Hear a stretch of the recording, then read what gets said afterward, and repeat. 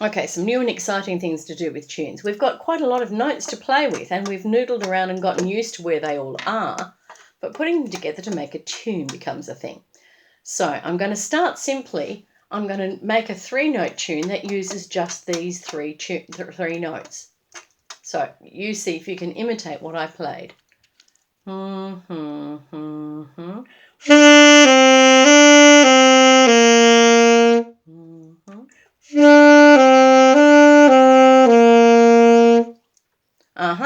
Now I'm going to do one that does the famous swap between button 1 and button 2.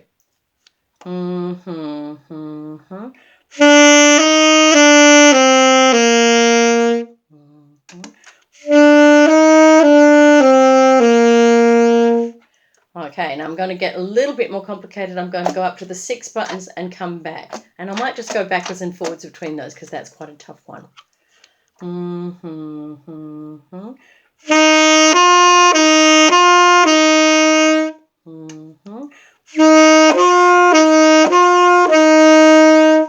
That's not bad. Okay, now, the thing is, we belong to a culture where people write things down. So if you're making all these lovely tunes, you might like to be able to write them down, to remember how they go. And we have a system for that. It's called music notation, and I'm reaching for the pencil I thought I had close to hand, and I'm not sure that I do. Oh, wait, yes I do. Okay, so in your saxophone starter book, there is, and we've looked at it before, a saxophone fingering chart.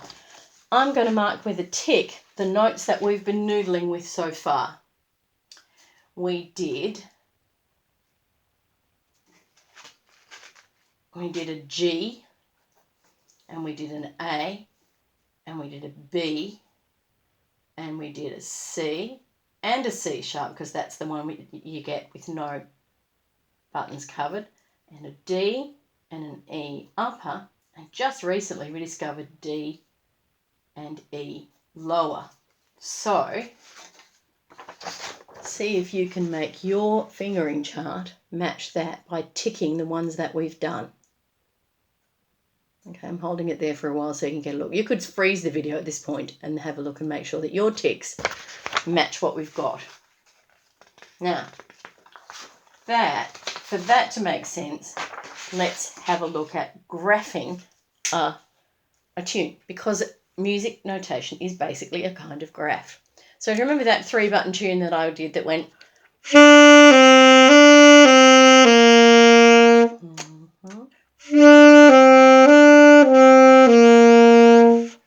Okay, so supposing I wanted to draw that as a graph, I could do this.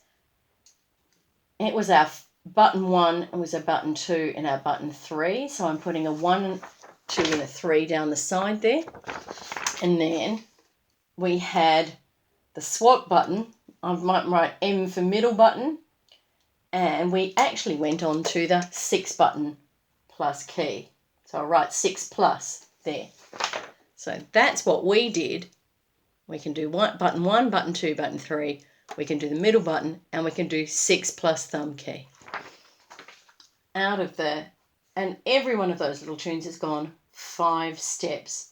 So I started on button 1, and I'm going to put a cross there. My second step was to do button 2, and I'm going to put a cross there. My third step was to do button 3, but we did all 3 of the buttons, didn't we? Oh, no, it wasn't. My third step was to go back. Pardon me. This is why you do pencil, and one of the eraser's dead on this thing. So you're going to see a scribbled over copy that might look a bit like yours is going to look. Then we did 2 buttons again and came down to 3 buttons at the end. So my graph now looks like this. Okay. Button 1, 2 buttons, button 1 again, 2 buttons, 3 buttons. Okay. Now, if I translate that into music notation, it's going to look like this. The button 1 note is a B and it goes on the middle line. Now, if you ask why the middle line? Because history. Music notation's been around about 1,000 years and it wasn't designed with saxophones in mind. So there are parts of it that suit us really well and parts that don't suit us well at all. But this is not too bad. we start on our middle line. So our first round dot that shows where a note is on the middle of the stave lines. We went down a step, and so we're going to put the next one in the space between lines. So I'll bring it up so that you can see closely. And I've come on to our third step where we went back to button 1. So can you see one is in the space between. Now, on the graph I did above, all of our things were on lines, on crossovers between lines. But in a real graph, they don't always, do they? In a real graph, you often do put values in between the marks on the graph paper, yeah? So in music notation, we deliberately use the spaces between the lines. So our fourth step was another 2-button note, and then we went down a step, and that landed us on our third button. So our music notation version looks like that. And we've got B, A, B, A, G. So what I'm going to do is write the note names next to that on the graph as a first step to getting you used to the letter names of the notes. And you can also alter your graph to look like that. Okay, now, supposing I wanted to do the swap over note one, so I did a...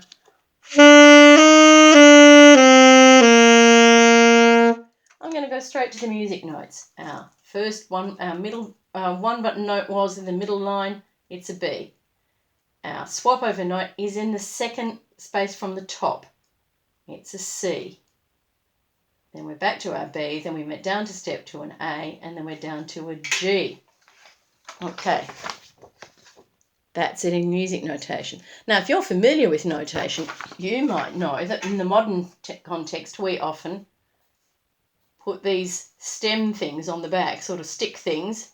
And I'll show you a thing. Sometimes you put the sticks up and sometimes you put them down. It kind of depends how much room you've got underneath or above the stave lines. Doesn't actually matter where the stick is. All right, so have a look. Some of mine in that second one have got sticks going up or sticks going down. And the first one I put both because on the middle line, that B, the sticks can go either way. Doesn't matter though. So the point is to tell you that it's a quarter note. We very often count in quarter notes. I'll come to why in a minute. Okay, so you might have noticed there were 4 of our stick things in the first bar. In fact, and then a rest. So we're going 4 quarter notes per bar. There we go. Our first attempt at music notation. Have a bit of play with it. Have a bit of practice. See if you can write 2 tunes. You can just copy exactly like mine, or you can branch out and write your own. Have fun.